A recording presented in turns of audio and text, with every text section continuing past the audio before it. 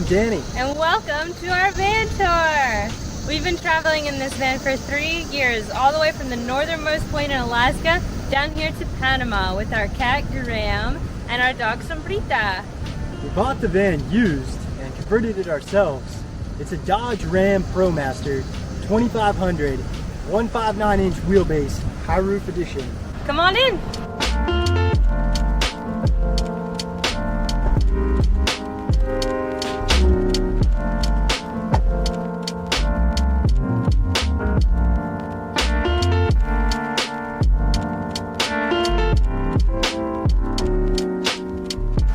First, we have the world map as our countertop here. We Mod Podged it to the wood with a piece of plexiglass on top. This is our fruit hammock, triangular, so that whenever we're driving it does not hit the walls and the fruit doesn't get bruised. We have our souvenir magnets that we found around the world. And we also have magnetized spice jars that fit onto this metal plate that we got from Great Sand Dunes National Park. So here is our stove. It's inset so that whenever we're not cooking, we can use it as a countertop. Today we're heading over to the water system. This is a crucial part of the van. It really determines how long we can stay out here, isolated, wild camping, before going back into town and getting more water. So we have just a bar beverage sink as our sink, and then our faucet is normal. We do use it on low flow a lot so that we conserve water so we don't have to leave. We also have it on a switch to conserve energy. Underneath we have a 14-gallon metal fusti tank. The double doors are really nice for the breeze, but they're also perfect for refilling our tank. It doesn't have any plastic flavor, which is our favorite part about it. Next to the fusti tank we have our sink water collector. We drain it every couple of days. It's just a 5-gallon jerry can. Over to the cooking system. Under here we have our 1-gallon propane tank. It lasts about 2 months and it costs $3 every time to refill. We always shut off the propane at the knob up here and clear the lines whenever we're finished cooking. Next to the propane tank we have all of our cooking equipment, our pots, pans, and stuff to make hot beverages. Underneath we have our pet food, our towels that we use as paper towels. Very important to us to minimize waste and our carbon footprint, so we only use cloth towels for cleaning. Behind our towels we have some extra food storage that we don't use every day but is nice to have carrying around in the van. Each of us also has a shower bag that contains our soap and towel. We have our drawers. This is the utensil drawer, which holds all of our utensils, stuff for cooking. We also have our reusable napkins in here to reduce our waste. And then next we have our table, our pull-out table that we eat and work on together. Below that is our miscellaneous drawer. This just holds items that we use every day that we need pretty quickly. And then below that is another cabinet where we hold our backpack that we bring into cafes and hostels to work on our laptops, some books, and then below that is some more storage. Okay, so heading over to our overhead cabinets. These are all secured to a beam in the ceiling. On the outside we have a sand painting from a market in New Mexico. We have this ram that we got in a live art market in Utah. And then we also have this hair thing right here that is just used to secure the cabinets while we're driving. So inside of this cabinet we have our bowls, plates, cups, and the containers we use for leftover food. We also have a couple games in there. In this cabinet we have all of our dry food. This is stuff that we eat every day, so it's really easy to get to right above the stove. And in this cabinet, this is basically our bathroom cabinet. We have our sunscreen, our first aid kit, toothbrushes, toothpaste, and we even have a mirror. We'll head over to our wardrobe, which is also Graham's apartment. We've got Danny's clothes, my clothes, Danny's clothes, my clothes. And above the wardrobe, we have 2 compression packs that we put our coats and sweaters in. So around the back of the wardrobe, Graham also has an entrance from the bed, and this makes it so that the dog can't get to it and he has his own little area. Welcome to our bedroom. So this is a queen size 6-inch memory foam mattress, and on top it's a bamboo pillow topper, super comfy. The width of the ProMaster is about 6 feet, so we are able to sleep sideways, but we did have to cut our mattress a little bit. It's okay though, because we're pretty short, so our toes never touch, or neither does our head. So over here we have our little alien guy who holds our nighttime little stuff. My aunt made this for us for Christmas one year, which is super nice. Over here we have our carbon monoxide detector, which also says the temperature. Sometimes it's not that cool. Down here we have our dimmer switch for the 2 lights above the bed, and we can turn this on and off with our toes before we're gonna go to bed. Up here we have our ukulele mounted to the ceiling. This is my favorite part of the bed area. It's a little secret picture frame shelf that we put together with just some hinges, a carabiner, and some string. And for movie nights we can put the laptop on here and we can relax in bed together. It's super nice. So the Central America is pretty warm. So before we came down here, we installed some extra fans in the columns. They're computer fans, and we have a switch that connects to them right next to your head, so you can turn that on and off whenever you get a little warm. And right above our heads, we also have an intake fan, which we can turn on and off right here. So basically, while you're laying in bed, you can turn on and off 5 different fans, which is perfect for Central America. It is very hot here. We're moving on to the bench seat. In front of the bench we have our plaque from our wedding.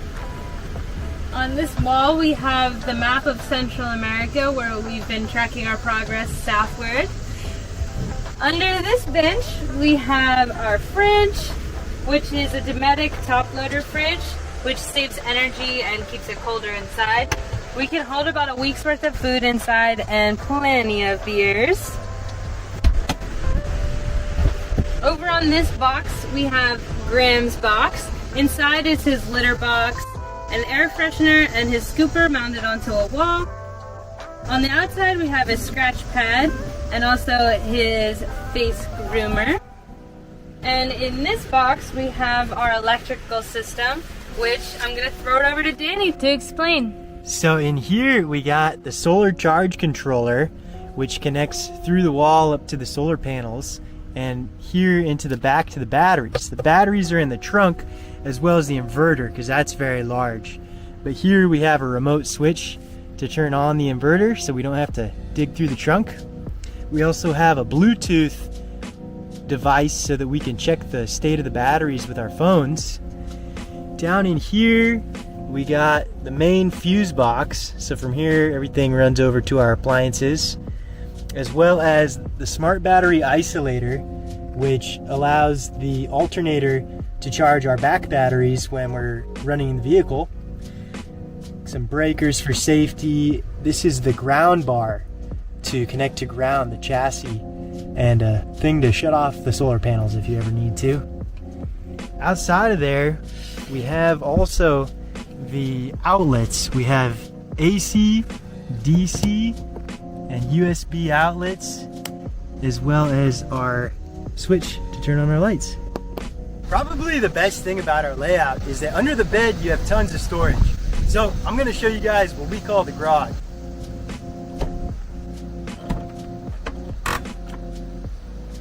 Now, under the bed we also store a table, a crash pad for climbing, a couple other things.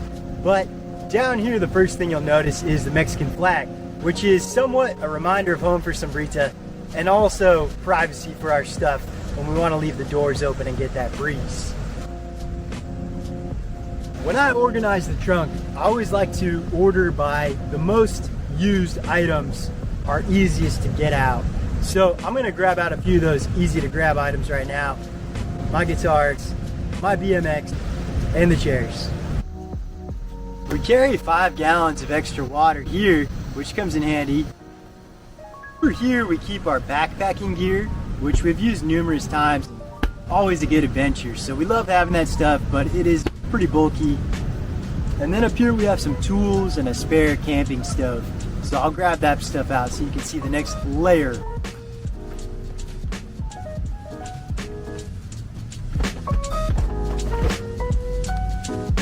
So in this side of the trunk, we have some recovery gear. We have chains, we have a tow strap, we have over here max tracks and a shovel, an extra table. But back in here is some important parts of the electrical system. This box here is the battery box. So you can open that up and look at the batteries inside. But from there, the cables go forward into that electrical control center.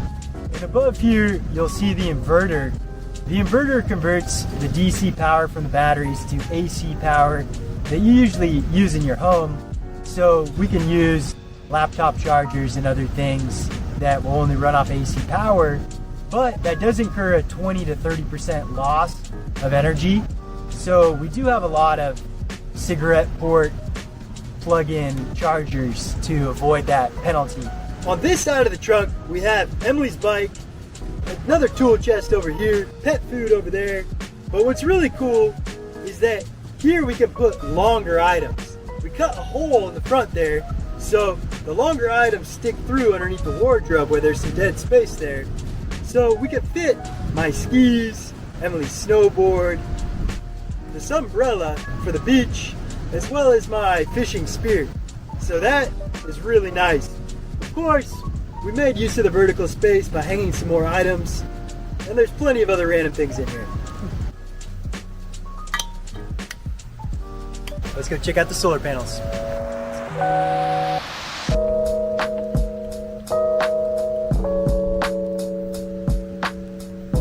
Welcome to the roof. Up here, you can see our 200 watts of solar, which goes down into our 310 amp hours of battery, as well as the alternator charging that system while we're driving the vehicle.